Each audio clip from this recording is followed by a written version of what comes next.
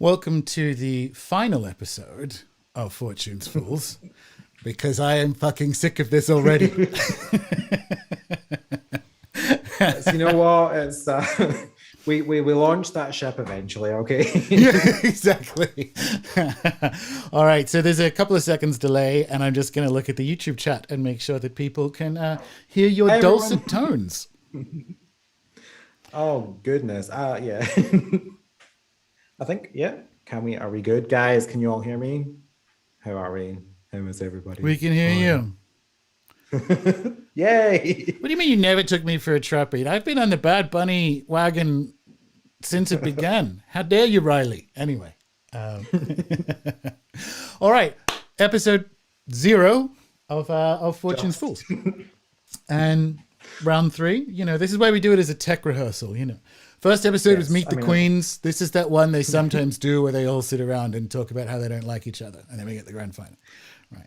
So if you're not a premium member, you're probably unfamiliar with the fact that I have a weird system of counting when it comes to modules. And I typically do a module 0 when we do courses in the members area. And this isn't a course or anything. This is, if anything, it's the opposite. I just want to talk about cards and fortune telling, and at the end of it, have this cool fucking thing, right? But before we move into the 36 cards of the Lenormand and commence the project in earnest, what we're going to do is talk about the project and how people get involved and what's going to be available, and then have some really top line thoughts about the mood and feel and theme of the deck. But because this is quite the undertaking, and what we do in Australia when we begin a ceremony or production like this is an acknowledgement of country. So now that everyone can see and hear the both of us, I just want to do that now. And I want to say, I acknowledge the traditional custodians of this land, La Truita, and we pay our respects to their elders, past, present, and emerging. And that's what we do when we're beginning a product on country, because there is no on country that isn't with country. So this is going to be a story of Tasmania and a story of Scotland and that kind of stuff, people who are involved. So I officially declare it open. And now that people can hear you, how are you doing? What's going on? Well, guys, I've said it 1,000 times. My name is Colin Alexander, and occasionally I draw. Thrilled to be here. I'm doing great. I'm very excited. I am really excited about this because this is literally something I've never done before. Like the process that we're proposing here is exciting, and I've felt for a few years I was in the mood for like a big, like capital B capital C collaboration. So we're doing like something I'm really really really wanting to do. Yeah. And I think it's funny, like it's big, but it's also small. Why I wanted to do this on YouTube, just with like YouTube chats and Telegram, and just keep it super casual, is you and I are going to do this if no other fucker shows up. Like we're going to make a We card are deck. in it. We're going to make a card deck, and whoever wants to contribute or be involved or whatever, come along, drop in, drop out. It's chill, and that's, I guess, one of the main themes of it. We're doing this because every time I look for my motivations, they sound almost too worthy. Do you know what I mean? They sound, because they are all those things. I'm very interested in how we work at the level of the field to impact people's downstream lives. So, and one of those things is how we understand togetherness and distance and so on in 2021. So there's all these really worthy things, and the trouble is, if you're trying to work at the level of a field and you're doing it with like really worthy, messianic attempts to be like, well, we're going to change the world, then you don't. That's the trick. The trick to working at the level of the field is chill, and do it small and do it for joy. Do you know what I mean? Yep, fuck it up one bit at a time. Very cool. Hopefully that someone, Elmo saying that I have an echo, hopefully that's gone, because I did have there's this software that we're using to get the live stream to work, and episode 0 is for that. So we've done the acknowledgement of country. now I guess we're going to talk about how this adventure is going to work. And obviously after episode 0, each episode is going to be about an individual card, beginning next week with the rider. And when you want to join in on the episodes, they're at the same time, give or take, daylight savings changes and all the rest of it that we're about to. We'll actually do twice over the course of this adventure, right? So the best thing to do, and I'm a YouTuber now, like, subscribe, hit the bell, hit the bell. Let's just say it seriously. But definitely do that. And there will be, at this time, give or take an hour or so in either direction as we move into winter and summer. This is how we're going to do it. And in between those episodes, jump into the Telegram group. So jump into t.me/fortunesfools. Hopefully it's in the show notes. If not, all of this stuff, including the replays, is going to be at fortunesfools.runesoup.com. And so that's how you get involved. Now, as we go through this project, in terms of what happens with the cards, and other stuff too, we're going to talk about merch in a sec, because I think that's quite fun, is we're going to solicit feedback week by week to the individual cards. And at the same time, we're going to make them available as a pre-order in different tiers. And the top tier is going to have, obviously, the cards and the book and a course that I'm going to run on how to use Lenormand. And there'll be signed art from Colin and all that kind of big stuff. All that kind of really cool. That's the top tier, and there will be 36 of them, one for each card, because that's how we play. And they're going to be available to premium members first, and then everyone else. Then the next one down is the card and book combination, and there'll be more of them, but it'll also still be strictly limited. And then at the bottom, which will happen once the project is over, we'll have like a print-on-demand eternal version. That won't have the book or anything. That'll just be the cards. So those are your tiers. You can, and it depends on, and there's no pressure at any level. Again, this is why it's chill.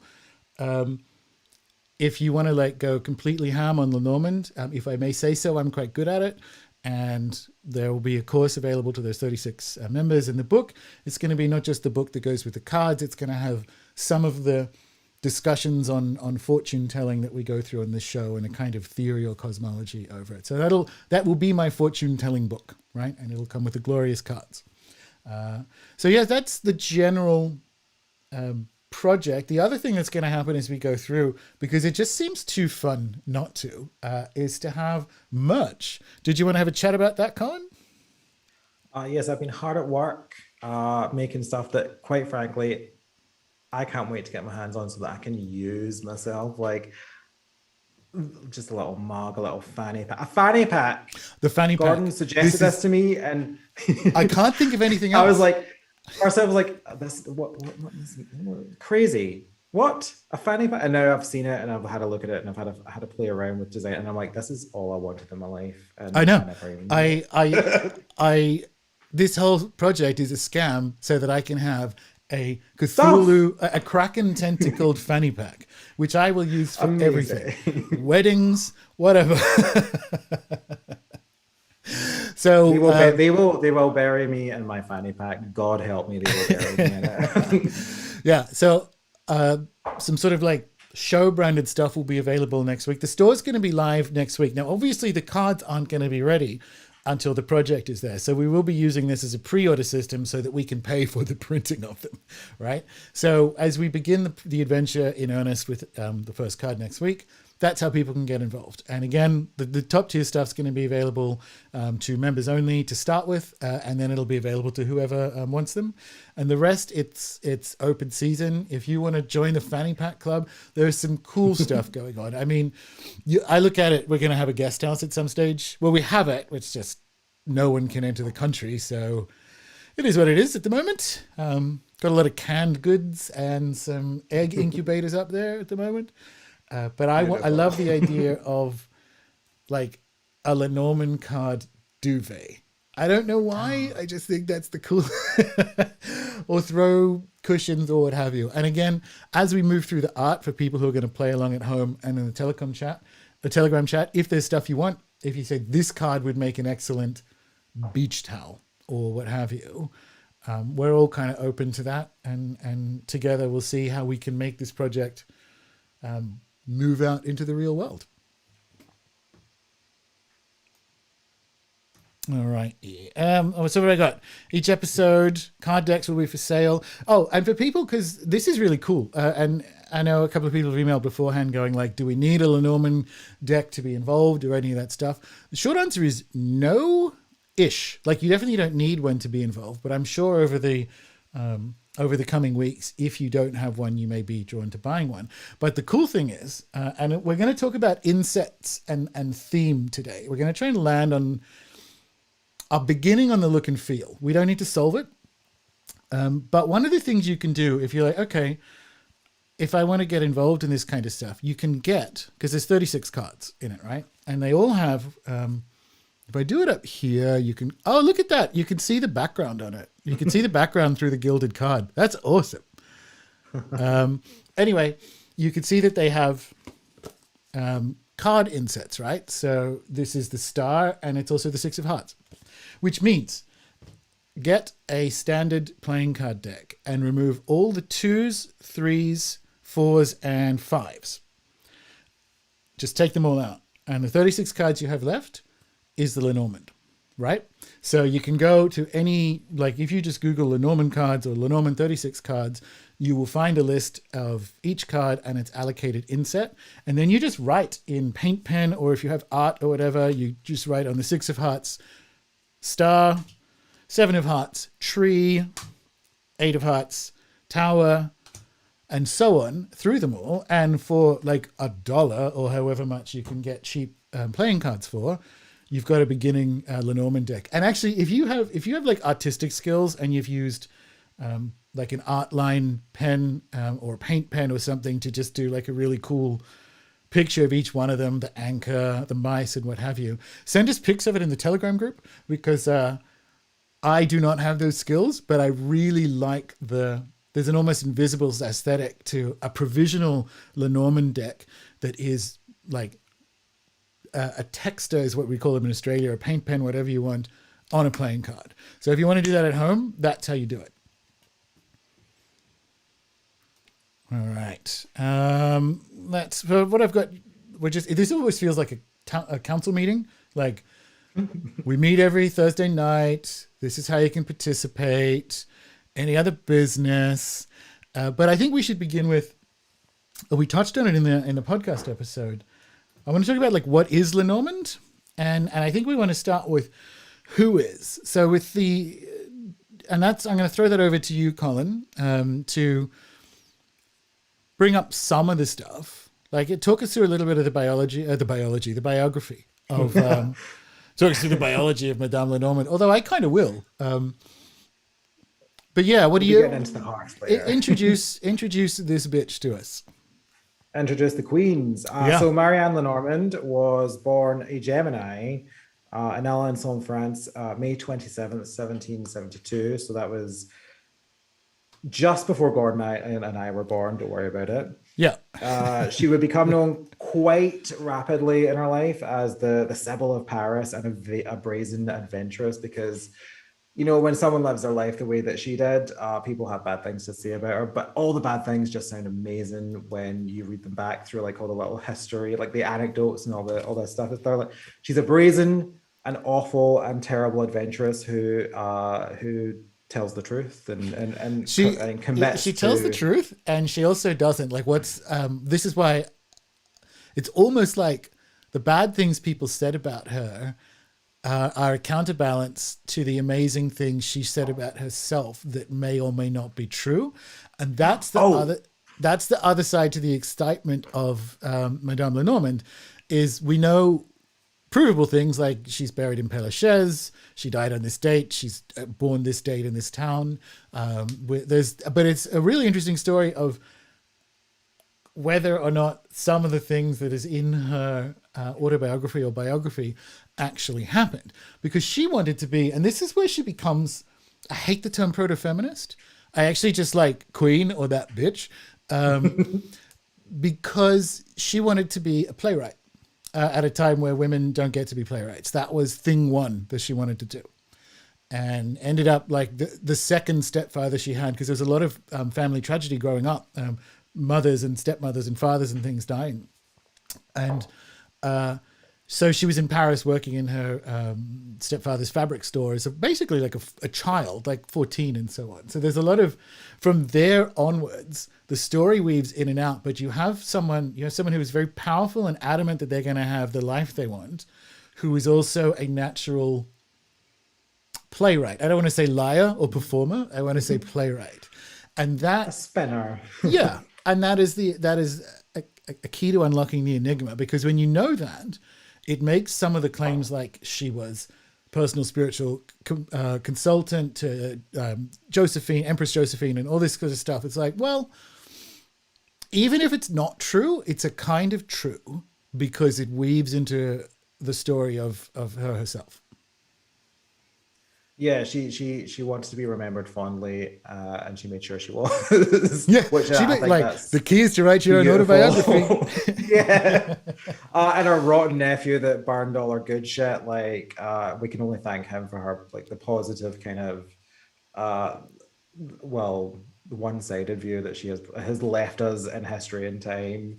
But yeah, definitely, like, she weaving this story and then allegedly telling people of their horrible fates, and they're all just throwing money at her to do it. And it's like, that is the dream. And she's performing the whole time.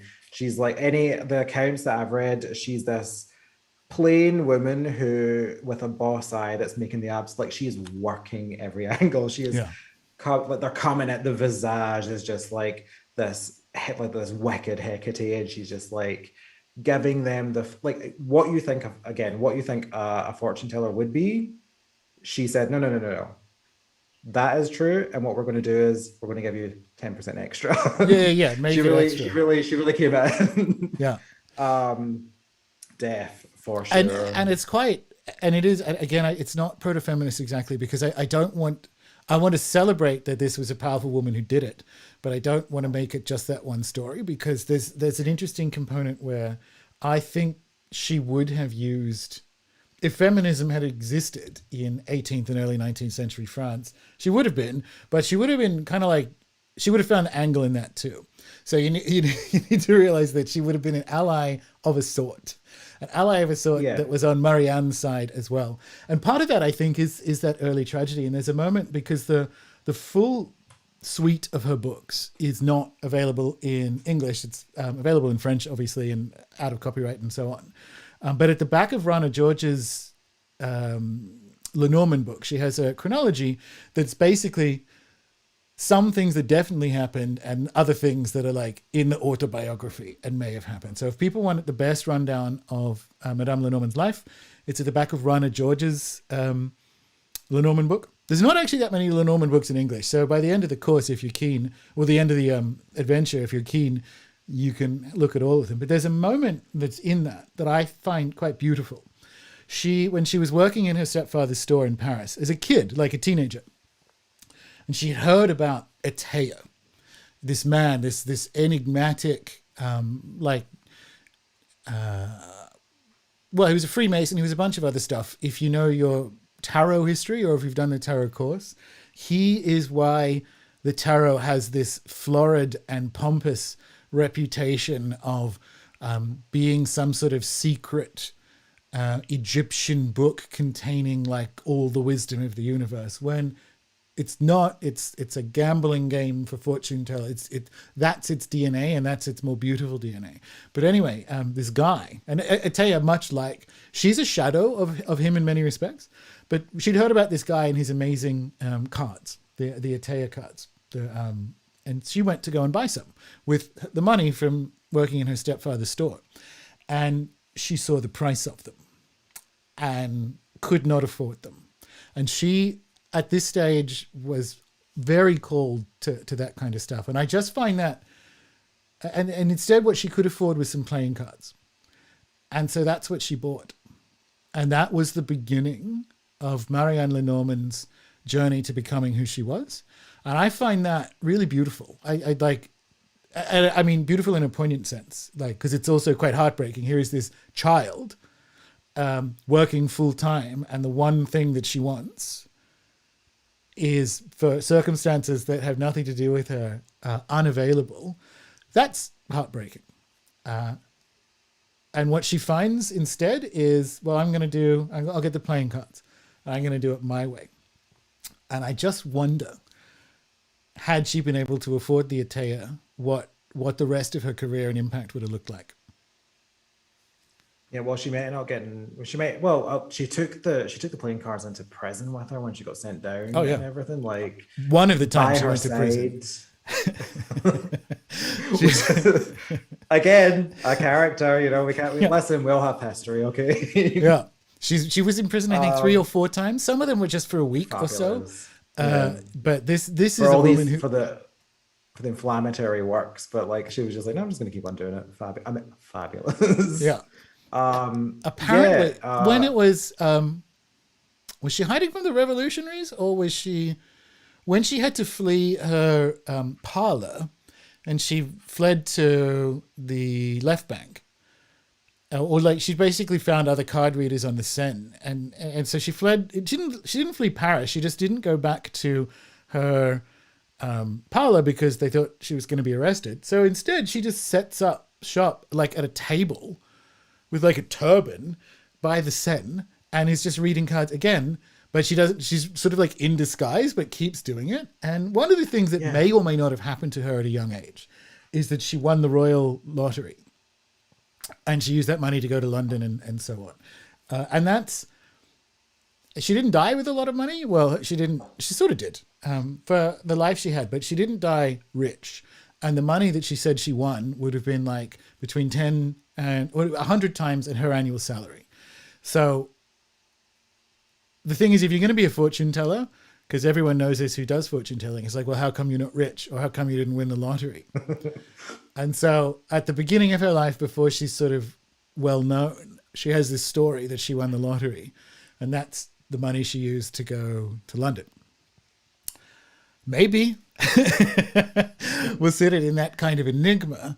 But I just find it fascinating that at the time she didn't need the money, because when she did have a parlor, she was making bank. But instead, when people are trying to arrest her again, instead of fleeing Paris, which she subsequently does and she's in prison in Belgium at one point, but she just sets up by the river and reads cards again, but just in disguise, which is where they find her. This I love, because you like in history there are these people that are fleeing arrest or the guillotine or whatever, and I'm just like, why not just be in disguise? And they're like, why not just be in disguise and just do that? Like, what was stopping these people? But probably pride and all this kind of, and class and all this kind of stuff. But that I love. She's just like, nope, doing this now. That's fine. Bye. It's so good. Amazing. Yeah. Anything else we want to say about Lenormand? What other stuff kind of leaps out at you about her that you think is worthwhile for this episode? Because we're talking about her now to we're trying to find the mouthfeel of the deck. And for us both, even though I'm going to make the case as to how it is she's actually involved in what we now call the Lenormand cards. But the case is not one of like direct historical, how we understand history. It's not directly historical. But I think I want to close out. What else do we need to know about the woman herself before we talk about cards? Well, from what I've like read of the past sort of months, she wasn't some like occult profession. She wasn't some deep read into the like all this kind of stuff. She got in Gale. She did it on instinct, and she was very good by most accounts. Even there was one I read where an occult dude comes in and has a sit with her. It clocks every trick in the book, but also is like, this was a great reading. She has a gift, and that is the essence of what I like about it, and about Lenormand, is that there was this talent that she had, and then she maybe it was that she saw the goal that she wanted in her life, and she was just like, whether the fuck I can do this or not, I am doing it. And I love that. Like, she just said, no, this is who I am. Start paying me fabulous. Like, Yeah, exactly. gorgeous, gorgeous. Can't get over it. Yeah, and there's an element of learning on the job which I quite like too. Like she Well, incorporates yeah. phrenology into her fortune telling sessions because she met the guy in Paris who invented it, right? So she actually has like a phrenological lineage. It's all these different bits, and it's true. It's this is why I think she's a shadow to Atea, because Atea did the male middle class impresario, Freemasonic impresario thing, where he set himself up in a hotel in Paris and would charge exorbitant amounts, which is another thing. She tried to get a session with him and couldn't afford it. Said it like, so he did this kind of like, I am, the grand high wizard approach to the card. So his story is one of like, I've learned the secrets of the universe handed down from Egypt and so on. Lenormand's there with her costumes and her mood lighting, and it's all very like sure Dark Lady, but it's the same. It's a performance in the direction of telling a story that is typically medicinal for someone, which may or may not include true things. The best kind of fortune, I would imagine. Yeah. Is just doing that. Yeah, that's like, I mean, what more in that kind of life, if you are any budding fortune teller, what more would you hope other than literally winning the lottery before you started doing it? Which Like, again, what more she may have. I don't know. she may have not. Knocking about every French salon, just having people want the service. Do you know what I mean? It's to me that is she figured out the flow of how that all worked, the dynamic of it, despite all the setbacks, despite our struggles, like couldn't afford this, that, and the next thing, and still she could afford those bats that she just slung up on the wall. It's like she just did. She found her niche. That is its niche. It's niche storytelling, and I think that for me personally, that is a goal. That is a goal. That's goals. That's vibes. That's everything. Yeah. So the cards themselves, right? And actually, what I'm going to do both, because I'm not sure how high resolution the screen is. But first, what I'm going to do is switch over. We should still be able to hear you, Colin. I'm going to switch over to a collection. I just took this phone photo yesterday, and if you are in the Telegram group, I am going to drop the image in that too, so you can have a higher res version of it. It's not that necessary. Talk, Colin. Just make sure your audio is coming through when I've changed the feed. Hi guys, and once again, my audio is being broken. Good. All right. Didn't people gossip that Atea was a hairdresser? He got scandalous rep. He did get a scandalous rep because his lies, sorry, this is in the chat. Atea's lies were in many respects more brazen, even if they were true.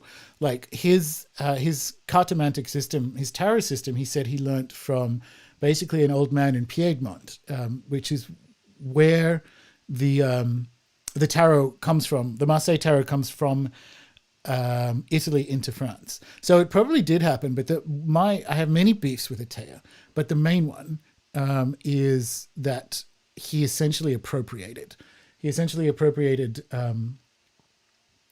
From gypsies and from whatever this old Italian man was and so on. Okay, so Jason's saying you're soft but not audible. So what I might do is switch back where we can definitely hear you. Cool. Oh, actually, I know what I need to do. I need to add your audio source to the playing cards. Let me see if I can do that. All right, so it's just me talking. Colin cannot be heard, which is all good. I will add audio output capture, add source, and there you are. Talk again, Colin. Hello, everyone. Yay. I can talk again. Yeah. All right. Episode 0. Right. So these are the cards, and this is just this is a collection of different Lenormand decks that I have in my collection. It's not all of them, but I use them for an illustrative purpose. When we are talking about what we know as the Lenormand cards, historically speaking, she had nothing to do with them in the sense that she didn't create these cards. But that's kind of unfair because they were named after her because of the reputation she had right across Europe. So on the one hand, she didn't create this exact 36 card sequence. And we'll get to how, in my kind of animist relational way, I can make the case that she did. These cards emerged. It's not quite, this is a half the story and we'll get to it. The earliest version of what we recognize as the Lenormand is from the late 18th century in Central Europe, and it's called the Game of Hope. And it's basically like the Game of Life, the board game, where you sort of use dice and you move along from the first card all the way to the second to last card. And the last card being the cross. So basically, if you roll the wrong die and you end up in the 36th card, which is the cross, that's bad. So you sort of have to try and get to the second to last card. It's not exactly Fortnite. Doesn't sound like a lot of fun to me. But that's where it came from. It came from a game. Now, so far so good. That had nothing to do with this Game of Hope. What Mary K. Greer found in 2013 is something much more interesting, which is the images that are on the 36 cards of the Game of Hope. So the anchor and the stork and the ship and the child and the moon and the tree and all of that kind of stuff are all, or the majority of them, are found in different coffee ground reading manuals, right? So what actually happens is that the tradition of fortune telling in parlors, which predates in the 1790s, the creation of the Game of Hope, has been going on for however long there was coffee in Europe. And at that point, it was about 300 years. It's weird, like that coffee got, I think about this, it's weird that coffee got to Britain before tea did, given Britain's association with tea subsequently. But, you know, there was that pesky empire they had, I guess. So the Game of Hope gets its imagery from the sort of parlor-based fortune-telling that was Lenormand's game, right? And I find this really interesting. And I find that when we look at the Lenormand cards as based in a game in the late 1700s and then a sort of explicitly a Lenormand-named fortune-telling deck in the mid-1800s, a few years after she died, we think, oh, so the deck is only almost 200 years old. Yes, if you pick it from the mid-1850s, but the images that are in it are as old as coffee ground reading, so we'll just add a couple of centuries onto that. Cool. And how do we understand, why do we as humans think that there is something about an intimate setting where you sit with someone else and share secrets and a story and then look at the coffee grounds? How old is that, right? That is 250,000 years old, maybe? Looking at fire and shadow in caves and having that put you in conversation with your future. So how old are the Lenormand cards? And is her DNA in them? The Lenormand cards are 100,000 years old, in my estimate. And her DNA is absolutely in them because, as you said on the show, she was that bitch in the first half of the 1800s when it comes. She was Mystic Meg for all of Europe. Like, there isn't anyone who didn't know her. Well, there are plenty of people who didn't know her, but you giggled when I said Mystic Meg. It's because you know exactly who Mystic Meg is. Yeah, and that was Lenormand. So did she sit down there and actually it must be pointed out that we don't know this. Did she go, okay, card one is the rider, blah, blah, blah, and move them through? Probably not.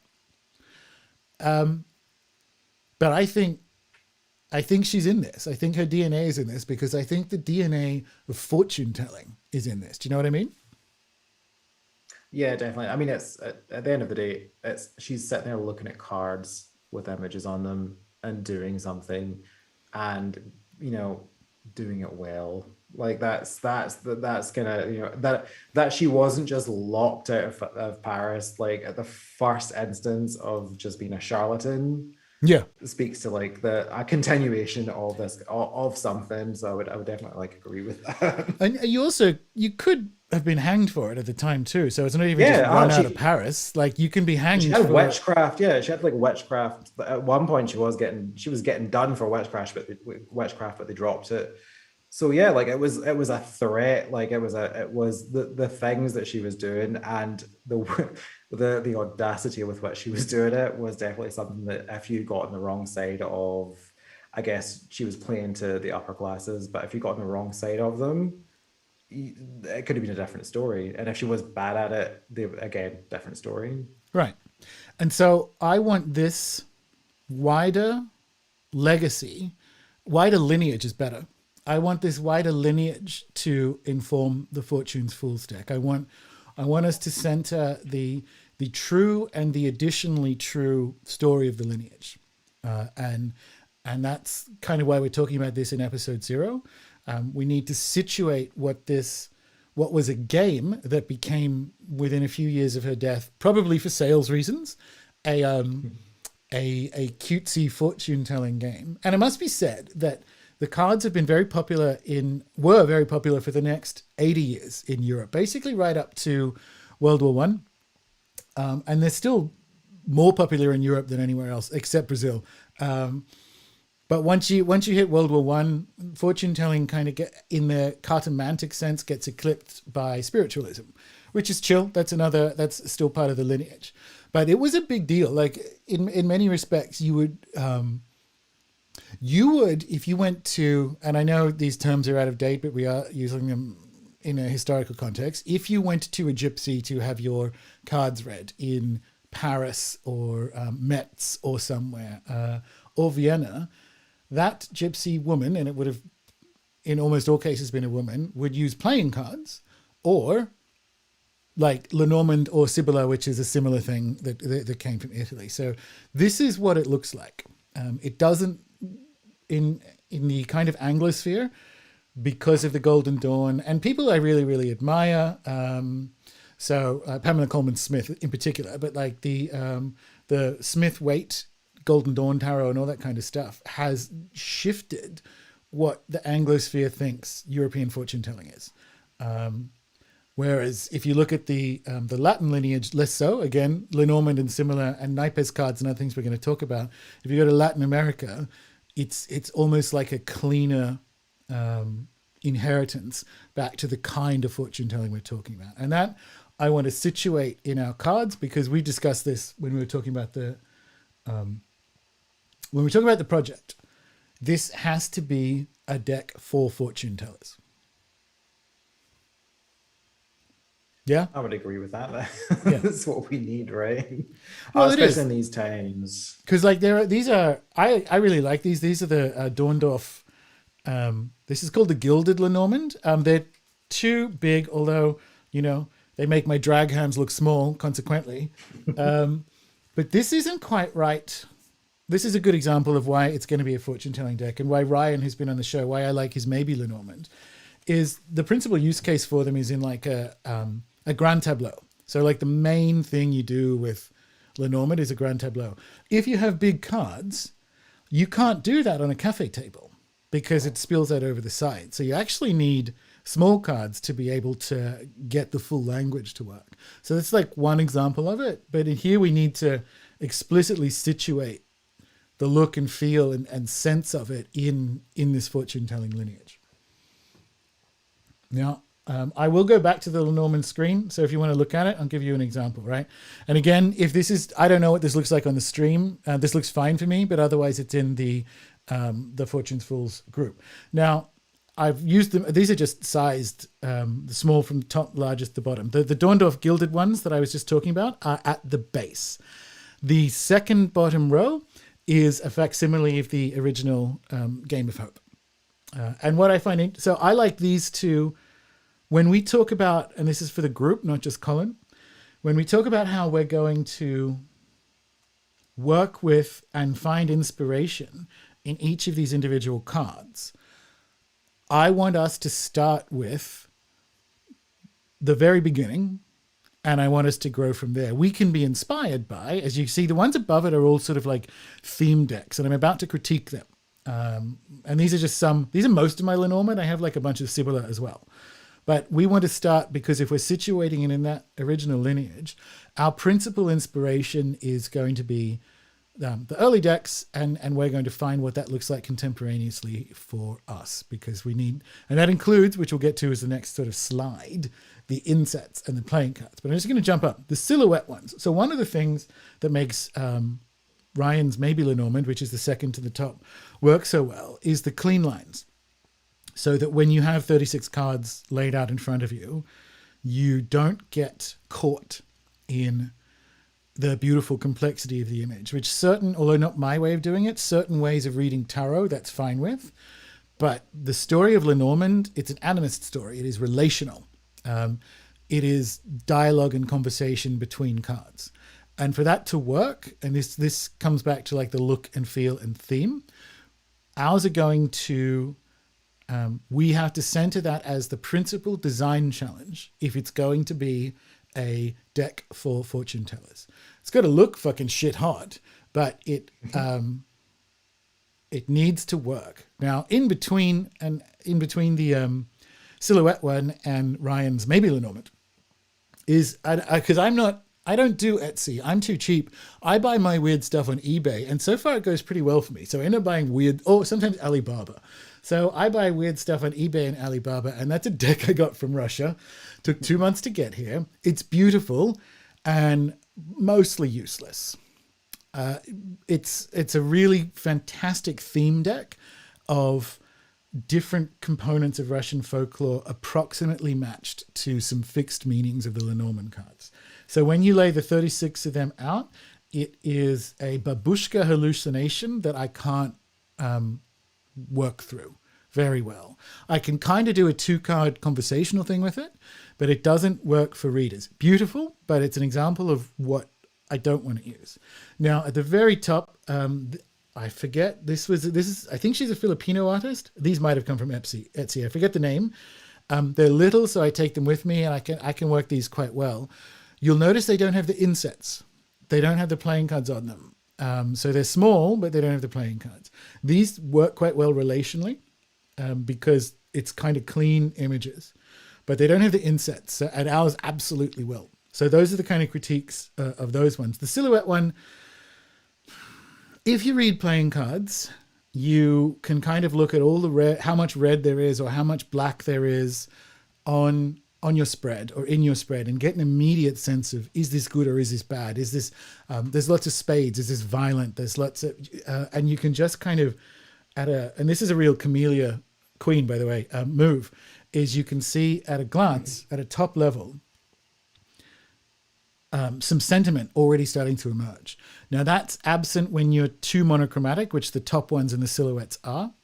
And they also don't have the insets, which if you're going to line it up with that fortune-telling tradition, and as we go card by card, because I fucking love playing card readings, as we go card by card through this adventure, we will begin to unpack them. But those are my initial thoughts. I'm going to jump over. I've got too many windows open. What do you want to say about that and your input, Colin?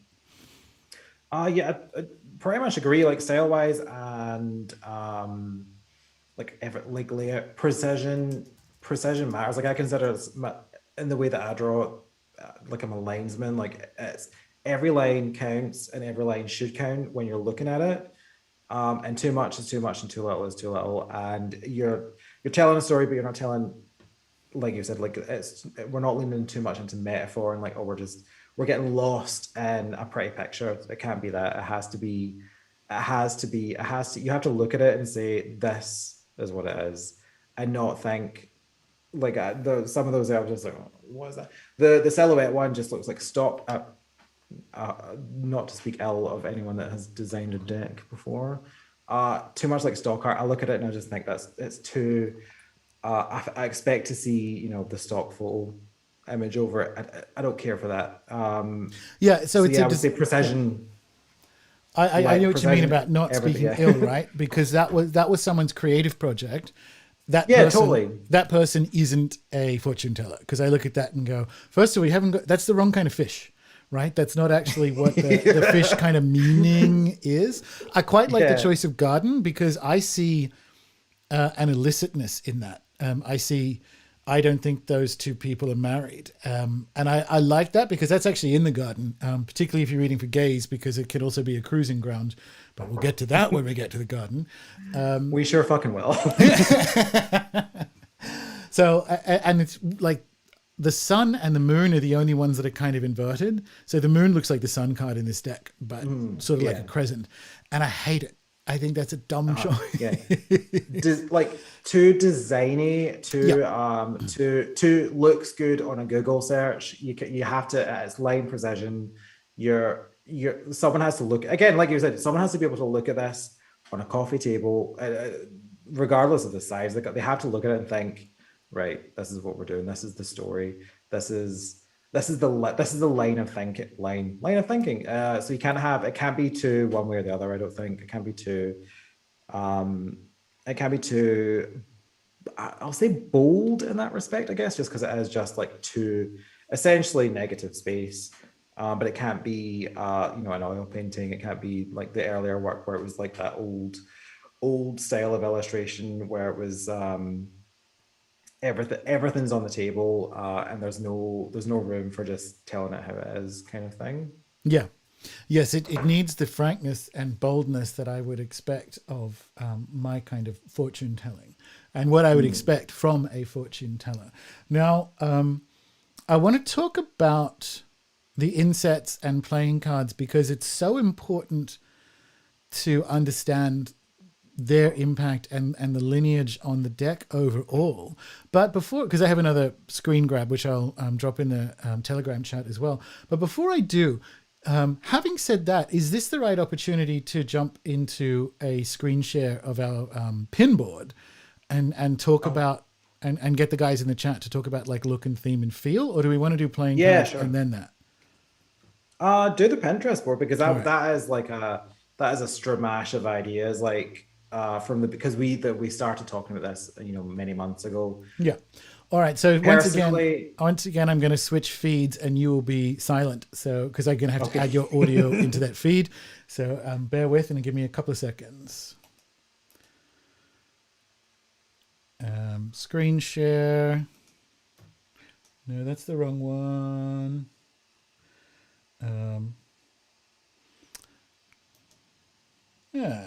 Give me a second. I wonder why.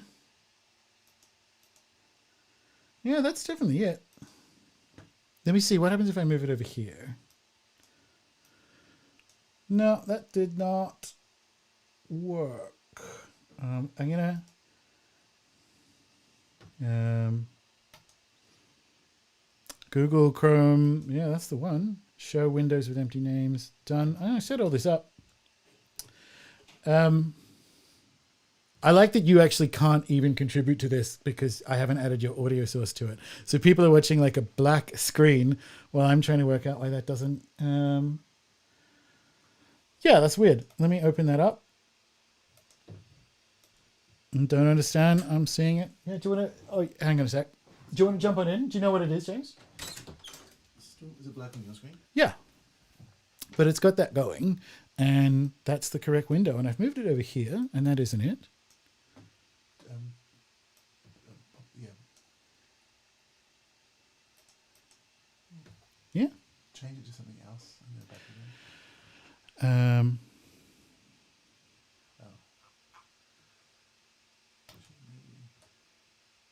Show windows with empty names. Go to your title card. Title card. Oh, just so we can, and then go back to screen share. Weird. It's cool. We might just go to the playing cards while we work that out. What do you reckon? Edit again. Add it again. Browser source. No, it was a Display capture? No, I thought it was browser source. no, it was Window capture. Window capture. Yeah. Sorry. Oh, there we go. No, that's black. Add a new source instead. Oh, right. Just call it that. Window. What was there? Where was it? I can't see. Oh, yep. Pinterest. That'll hopefully. Okay, you can see that. Now I'm going to add now I'm going to add Colin's audio. Audio output capture. Add source.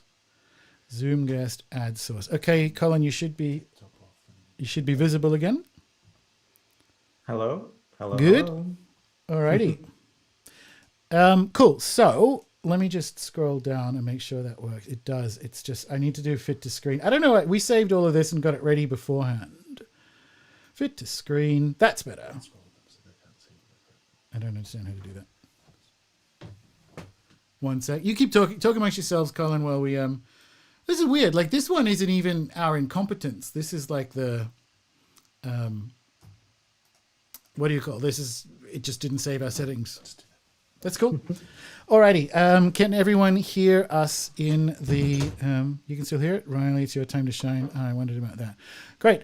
You can see that, can't you? Well, you're not actually on the call, Colin, but if you open up, do you want to open up your Pinterest board? Yeah. On some device, you can use the phone or what have you. Okay, I am Pinteresting as we speak.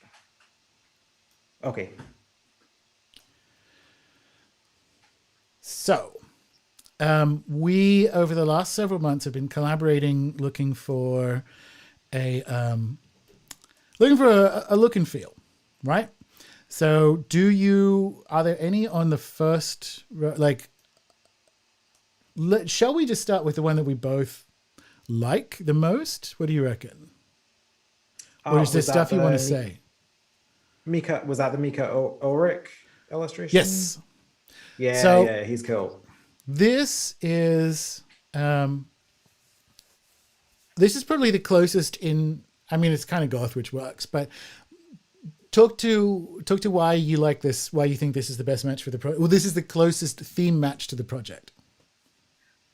So again, it's the precision in line, which I enjoy, and you're doing enough of the storytelling without it being a busy situation. There's the compromise and monocolor, and then like the flashes of red, and it changes. This is actually from a deck that the guy has published. I think he tends towards more of a tattoo style. I don't know. He's got like a kind of history of and like flash art and stuff. I just think it's gorgeous, it's simple, but it tells you the story of, you know, what it's supposed to be without imposing the story on you, if you know what I mean. Yeah. When we were first talking about style, you had a great line like that. This was like your elevator pitch. You said it's like a wedding dress. It's a classic contemporary, I think you said. I think that is perfect because it's a mix, but it's not too much of anything. It's not too much. We're not doing Lady Gaga here. We're not doing, Mary, Queen of Scots. No offense to Rosie.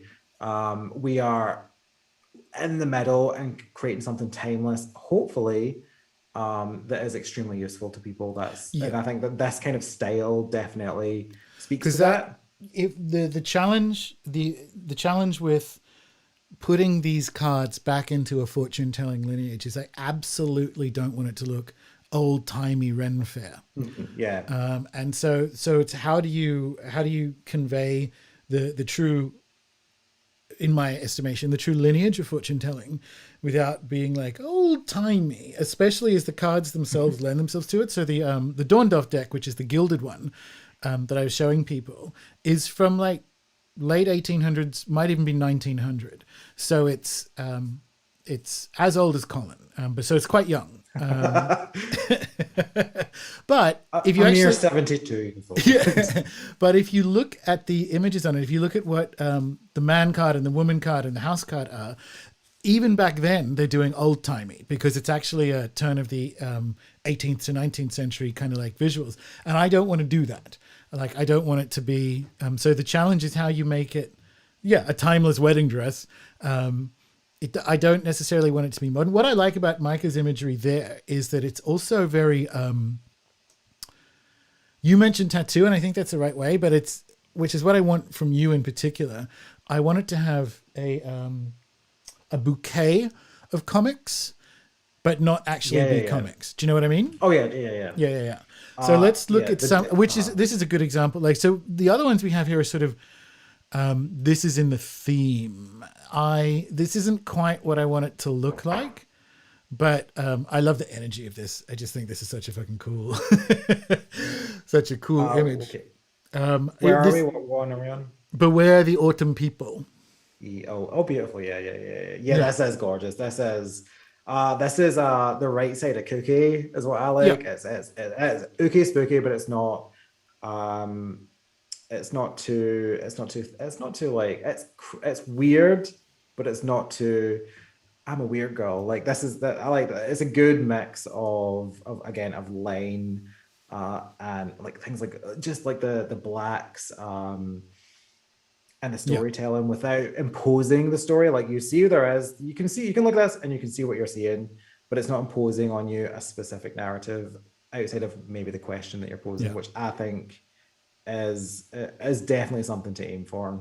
So it's funny. I like that, and I guess this is why we're doing this together. I like that you go for the design critique, because I look at this and my first thought was, it's really interesting for the jobbing fortune tellers who are on the call or who are watching this later. There are actually not that many decks you can use with clients and appear credible. Because I don't, I mean, I like Pamela Coleman Smith, but I don't like the Wade Smith deck. However, if you're a tarot reader, you either have to use Wade Smith or Marseille, which obviously I prefer. It's very difficult to go in, although I would like to test this theory because I have, for instance, a Golden Girls tarot, and I would like to sit in front of a client with that and just not even mention it. But if someone was giving me a reading of anything with this kind of look and feel, I would be confident that I was in the hands of a professional. So even though it's like a contemporary or even a theme deck, I'd be like, this satisfies for me the kind of confidence of a fortune teller. So I like that one. I'm going to go back to the main one. Remind me to do the playing card thing before we do the screen grab. Someone actually, technically, Riley has a point. I'm a partisan of Thoth style decks. I wouldn't. That's the third one. So if you're a professional fortune teller, or if you go and visit a card reader, and they haven't made their own deck, I'm thinking of my friend Avalon, who lives up the hill. You got your Thoth, Marseille, or Wade Smith as the kind of business suit of a professional fortune teller, and I want it's a goal for these cards, because I think Ryan's maybe Lenormand. Ryan Edward is his full name, by the way. It's because he's been on the show and we've been emailing, so I just call him Ryan. I think his can sit quite well in a but I want ours to have a bit more. It's more our theme is kind of like a little bit more darkness. Hence the mica card to begin with. Now, are there any others? I'm on the main page again. Oh, for people who don't know, Colin can't see the infernal software I'm using to try and pull in all the different videos and screen grabs with, let's just say, this effort's been a 2 out of 5. But it will. But come episode 1, it'll be good. Is there anything we want to talk about as we scroll down here that speaks to you that we want to share themes? Like, all you need is a wall. I hate blue porch paint. Did you add that one yourself, or did I add that one? Where are we? Haint blue porch paint. So it's like what? It's on my. You added that. Yeah, because that has sort of some of the. That has like the comic confidence. Yeah, it's a bit. This is a cover. This is what this feels like. It feels like a comic cover. Yeah. I like the I like the obscureness of like the arrangement of all these different creatures and characters, but definitely this is like this needs like, you know, some off-brand X-Men title card at the top. Yeah. I like the color arrangement and everything. It's still too busy for fortune telling, but it has like it has like that sort of comic mouth feel. So we go down.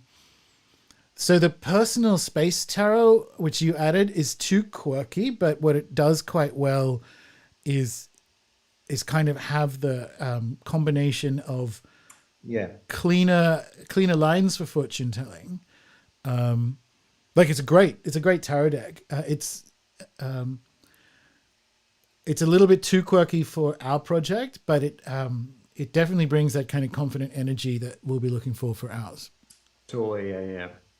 Yeah, I think I just like I like the minimal use of like color and mixing it in with like that was kind of what I was thinking like when I so a lot of this as at the beginning was just me looking at a lot of this was me looking at things like gorgeous business cards um looking at like technique for printing and stuff, which is much later down the line.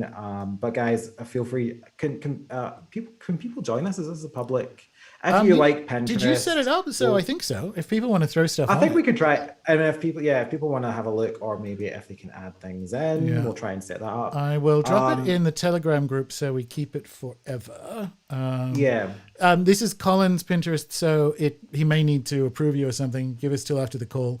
But if sure, you want to guys, knock yourselves out. Yeah, exactly. If you want to start throwing stuff onto it, because this is sort of where we began the project. But why? And I love the playing cards thing, and we should probably get to playing cards in general. But I'm going to go back to Micah's card. Wait, I lost it. There we go. So coming back to the fortune telling thing of this, I want the red to be stronger. But why I added this one was not just this is so close to the to like the look and feel from a design perspective. It's black and red, right? So black and red are how, as I was just saying, how you do card reading. It's like playing card reading. So I'm not saying we just have black, white, gray, and red. Maybe we do. That's something to play with. But I definitely want a color palette that is in resonance with the use of color in playing cartomancy. So when I saw this one, I'm like, I don't think we necessarily just need to have like a black and red deck. Although again, I am open to it. We'll see what happens over the coming weeks. It probably won't be that, but you know what I mean, right? I'm open to it as an idea. But what really jumped out at me here was I want to bring, if we're going to put it in that lineage, I want to bring the playing card inset line, paternal line, if you will, into the Lenormand deck, into the Fortune's Fools Lenormand that we're using.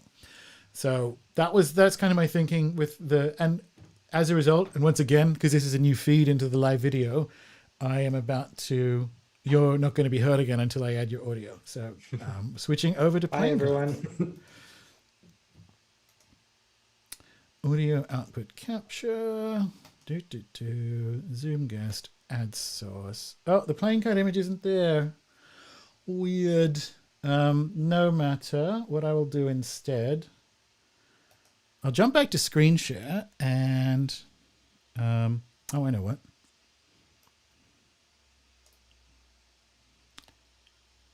Ta-da! I dropped it from my desktop. And this actually might mean I'll be able to zoom in on it. Let me also drop it in Telegram if people want this is some of my playing cards that I use for fortune telling. So I will drop that in. I can zoom in. Ooh. Do I have either? Is that the two genders of Zoom? Right. So completely in or completely out. That's a little frustrating. That's chill. I will, yeah, that's a pity. Hang on. Although that kind of works. Right. So I'll start with it zoomed out. And everyone can hear Colin again. That's good. At the top, this is like it's almost appropriative, except that playing cards originated in China, so it's not. It's a dragon tarot. Not dragon tarot. It's a dragon playing card deck, and they're plastic and see-through. Like you can actually see the table underneath them, which are really, really, and they're sort of vertical, so they're kind of like mahjong tile-ish. Really fun to play cards with. Not quite what I'm after for a playing card instead, especially as you'll notice, which I don't necessarily mind because we're going to get to the naipes. See how the suit cards aren't reversible? So that's kind of interesting. But that's one that I'm just going to put as like, there are things you can... Oh, and I should point out that I've actually... if I just try and do this... I have on the end of the pile... God, this is really frustrating. That's why I wanted to use the other image. I know what I'll do. Well, let's... I'm going to open up in another window my Google Photos. And I will because I should be able to better zoom in on that. So this is the same image in my Google Photos. And yeah, cool. So hopefully, excellent. I can do this better. Right. So those are the sort of plasticky ones at the top. And then the next ones, which I bought when I was teaching myself playing card reading, because I thought this looks kind of metal. And it is metal. Like this is just an all black playing card deck. Kind of rubbish if you are supposed to look at a tableau and see reds and blacks, and you actually have to think a bit harder. It was good for trading in that sense because you have to sort of spy in and go, well, that's a spade, that's a diamond, that's a club, that's another spade, that's a diamond, and so on. What this one does have, which is great, is I love the back. And I don't necessarily think ours is going to be all black, and we'll get down to the next one. The next playing cards are called the Arcane playing cards. Next one down. Now, these are fucking excellent to do playing card-based fortune telling with, because you have quite clearly the colors, and it's just a bit goth, right? Yeah.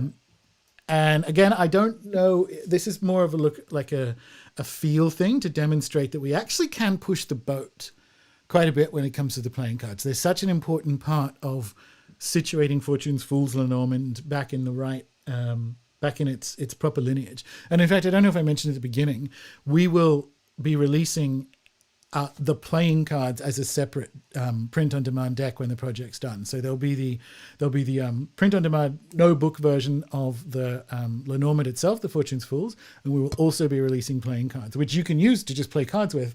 But if we're going to put this much effort into creating a fortune teller's playing card deck, we're going to make sure we can get it into people's hands, right? And obviously, if you have if you buy the big fancy version, like the 36 of them, you will get you'll get one of those as well. But we're going to be doing it that sort of way. What are your thoughts on that so far, Colin? So the just this last one, I like the sort of X-ray. So the third deck down, third row down. I love that kind of X-ray look. Where everything is inverted.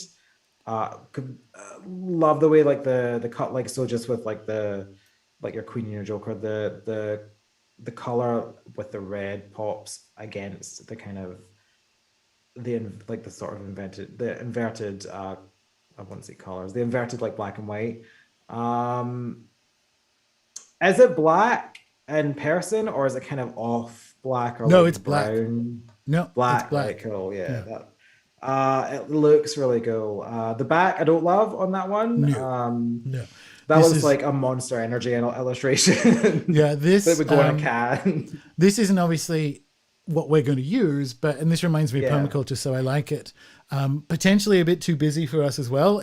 I'm like, if we have a trimmed down version of this that's like the Kraken tentacles, something like that is my thoughts for the card back, at least at this stage. And again, throw it open. I'll wait, because we're a few seconds ahead of the chat. I'll wait and see if people like that kind of idea. And again, this episode 0 is about landing on kind of what we want it to feel like.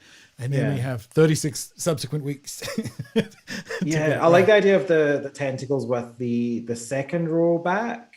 Something worked into that kind of thing. That is busy. It wouldn't be as busy, I don't think. No, I don't think so. But I like there's something to be done with that, definitely. We won't say theme, because that's a dirty word around here.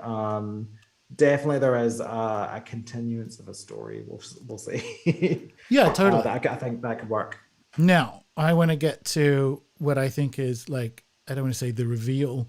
It's like a Brooklyn Heights thing. But basically, if you go to the bottom here, when I do playing cards, particularly since I've started on this shamanic energy medicine initiations and certification, but before that, my kind of go-to, and I got this deck that we're looking at here from the Witches Market in Lima, and this is a Spanish playing card deck. Now, why this is interesting, and we'll jump back to the Pinterest in a minute, is that if you recall the picture of the very first Game of Hope that I shared earlier, and it'll be in the Telegram chat. You can go back and look at if you're on the chat, you can go back and look at the first one.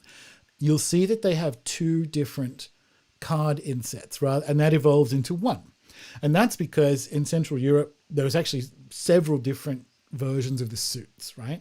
And the Lenormand, as we understand it, when I say Lenormand, it's the umbrella of Game of Hope and similar coffee ground booklets and all that kind of stuff. But we know what we mean. Now, in Spain and Portugal and whatever, so the Latin world, this is a Spanish playing card deck.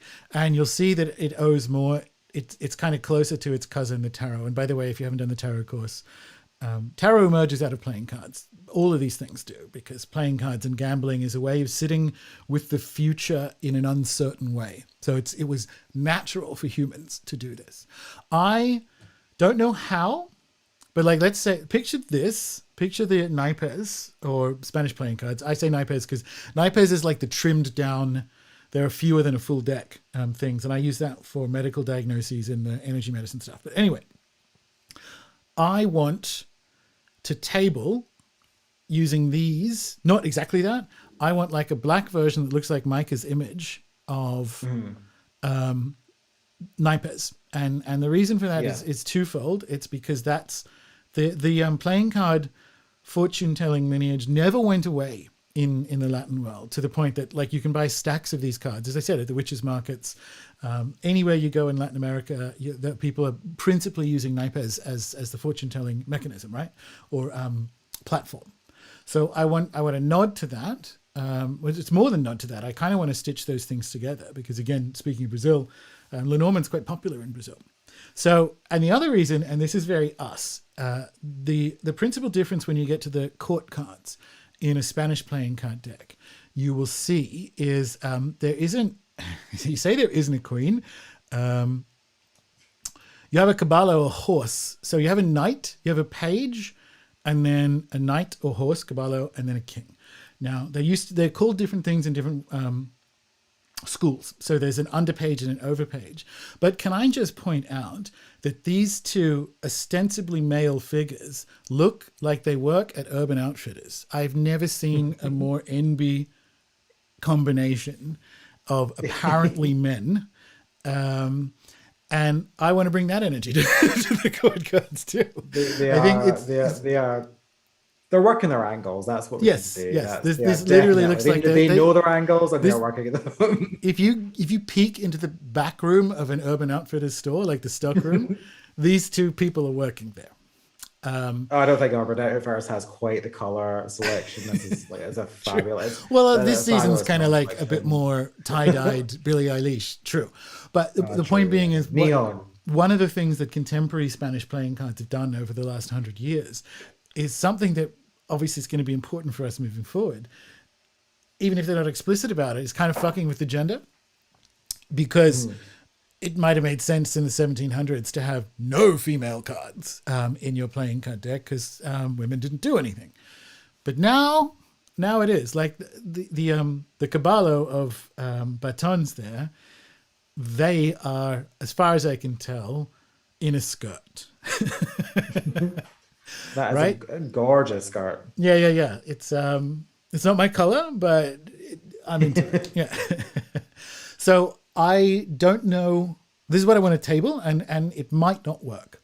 But what I do want to do is give. I want, in my head right now, I want Fortune's Fools to have, like, if you channeling that sort of Micah inspired black and red, because again, you'll notice this is almost too colorful, although not, to be used if you're doing a big tableau at a glance. But so obviously, for people who haven't worked it out, this is spades. They're all spades along the top, and they're all instances of hearts, which are cups once you're in Spanish playing cards. And the bottom one is a 1700s reproduction I got at Treadwell's almost exactly a year ago.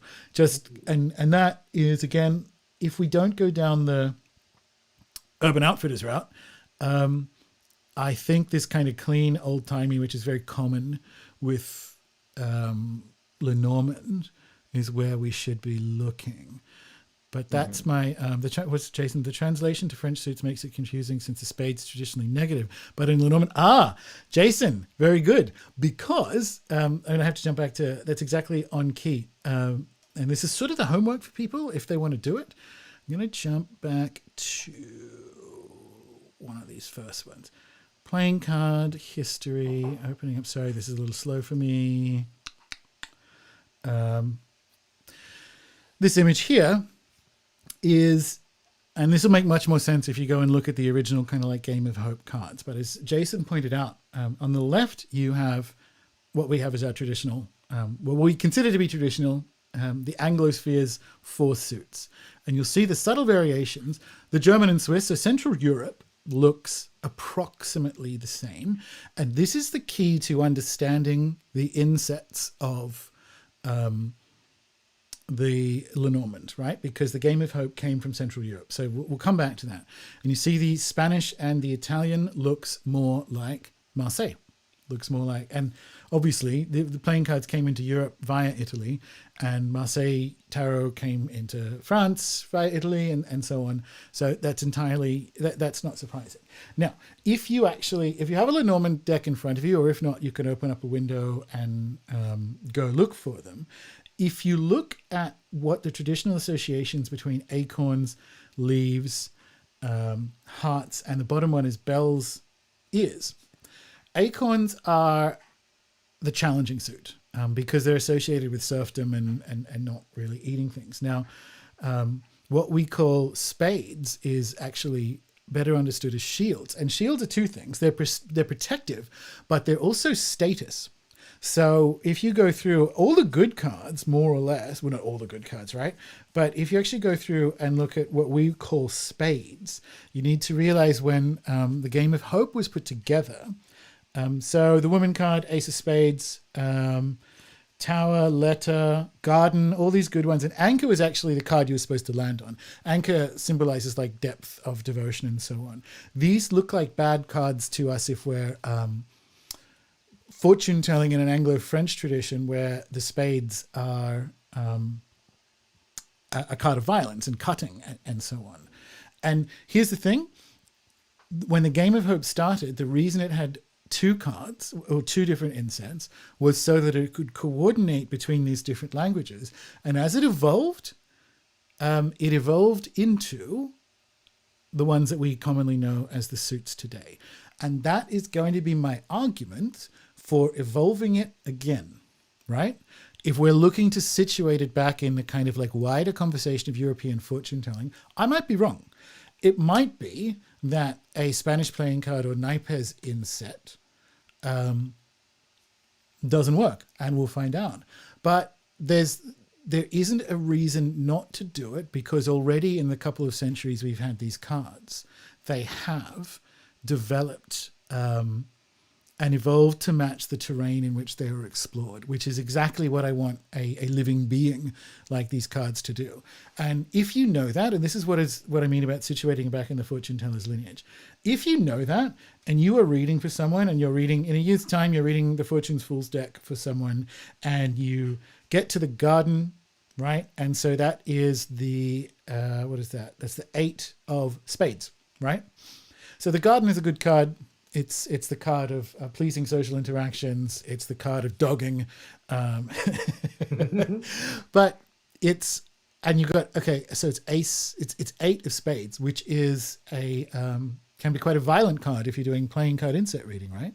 And it might be that that's there in the context. But if you also happen to know that spades are shields originally, and so to have a garden or to have access to a garden is particularly a walled garden, it's protection, it's somewhere that your kids can play and all this kind of stuff. You have the full language of the fortune teller available to you, and that means the card itself is allowed to express its full interiority in the context of the question. So Jason's absolutely right, and I'm not surprised because he's a card nerd. All right, we're going to switch back to Maine. Absolutely right that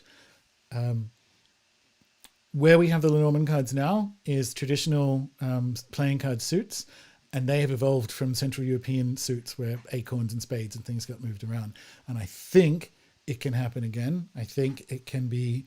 We'll see what happens. Particularly as it's more of a global integration. If we can put Spanish playing cards in dialogue with Lenormand images, I might be wrong. I might be wrong. What do you reckon? Definitely I'm looking at the evolution of everything. The idea of boiling that down into something that we would want to print seems like it feels like it's going to be very satisfying. Yeah. So very, very, very excited about that. And the other reason, because I did mention that we're going to do a full playing card deck as well. So if we do like a Spanish playing card deck that actually has more of the black and red colors of the traditional suits or the Marseille, that alone is going to be a fucking firecracker to do fortune telling with. So it might be a case that I want that so much that we'll see if they can be put in dialogue with the Lenormand. Verse Queen, so she's ready to go. There you go. Cool. So I just need to make sure in terms of Jason, I'd be curious about Naipes Spanish suits due to proximity to Cyprian. Stop jumping ahead, Jason. That's that's exactly right. And it's where I came by originally. Spanish playing cards in Naipes is via my unofficial patron of St. Cyprian of Antioch. But that's completely correct. And I think, when I say I think, I was chatting to him about it before I hit record. Well, when I hit record, before the 30 times I attempted to stream this correctly, I was chatting in my spirit room with St. Cyprian about it, and it was still a wait and see, plod and plod. So it's like the answer is a yes for now. Move forward because the process will ultimately uncover what it is that we want it to be. For instance, although I would be very surprised if it ends up being going all the way back to Game of Hope and actually doing a dual inset. I'd be very surprised, but we'll find out. Is it? But yeah, good work, Jason, for jumping ahead. Cool. So look and feel. We've done colors, inspiration. No, we're good. So, the other one I wanted to point out, because I think this is useful when you're going back and looking at the different cards and the suit associations. So diamonds, which again, if you're doing playing cards, is currency and quick-wittedness, but also sharpness. So it's there's a rapidity to the in the movement of the diamonds as a suit. And if you look at the traditional Game of Hope, they were bells to start with. Now, bells are frivolous, and so kind of pleasant and frivolous, but like passing fancies. And also because they are passing, there are some good and bad cards. So as you're going through them, the hearts are self-evident. They're like not necessarily romance, but human connectivity and good and bad. If you're trying to feel into why the insets are on the cards they are with the Lenormand, it's worthwhile knowing that bells became diamonds, or diamonds and bells are equivalent across Europe in the different playing decks, and the jingling of the bells is pleasant, but fleeting. So there's like a real, almost like biblical or at least Christian message in them, which is like, yeah, it's nice, but it's not forever, and that is a way into what the Lenormand cards themselves are trying to say when it comes to those suits. Cool. We covered everything we wanted in Zero. What else do we want to tell people before we? What do you need to go away and start playing with stuff? So next week is Card the First. Yep. So in this week, if you guys want to just in the Telegram chat, you can find me on Instagram. If you want to DM me, if you follow me, that's cool. Send me a line. Just what we've discussed: style, things like color combinations, shape, the basics to begin with. We don't need to we're not talking. We're not talking about the content of the cards. We're talking about like a mouthfeel, like if your ideal deck, your Lenormand, like what does that feel like in your hand? And just we'll talk about. We can discuss that. and let that like kind of open up and see where we'll see where we land come the rider. Yeah. So I think this week, if as you're soliciting feedback on that, do some really my suggestion is do some like draft versions of what a tentacle back of the card might look like, and like pick one of the Naipes court cards and see if it can't work as a black and white thing. Again, you don't need to do obviously full completion, but like, how are we liking where this is going? Is this the right way? So there's a few things, because the way that now that we're, as of next week, when we move into the cards proper, the first half of each call is going to be reviewing what happened based on the feedback from the previous episode, and then the second half is going to be talking about the next card in the deck, right? So because we're at 0, we aren't talking about a card yet. We're talking about the general feel. So if you want to try, and it's just real provisional beginning stuff, what a couple of different suits might look like, what a kind of like more goth normal suit would look like, and maybe what a similar color palette for a Spanish playing card one would be, and just real top line stuff. See if they're going to work for you. See if we're vibing in the group, and just throw stuff into the Telegram chat, and we'll see from there. Yeah. Awesome. Nice one. What's your IG, Colin? That's Mordecai in the chat. I am at Colin Alexander Draws. So I'll be posting a few things there as we go along. Colin takes a different approach to social media. He has ad hoc. Okay. It's really good to have like the decks cleared and be like, right, so Insta's going to be like, for the next 37 weeks is going to be this for me, and that journey. I like that. I don't like mess. It's, again, precision. We're talking precision here. We're not muddling anything up. So yeah. At Colin Alexander Draws, there's going to be a Patreon with stuff. If anyone's interested in that, there'll be more to discuss next week. Telegram chat, we're all there. I think that's everything, right? Yeah, that's good, Jason.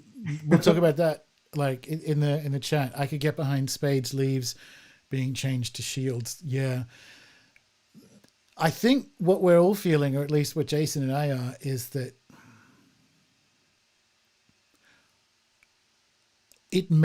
I don't know what it looks like, but I feel like I want to try having the Fortune's Fool's Lenormand have, at least for the Anglosphere, an atypical card inset. And maybe we do. Maybe it is in that direction, Jason.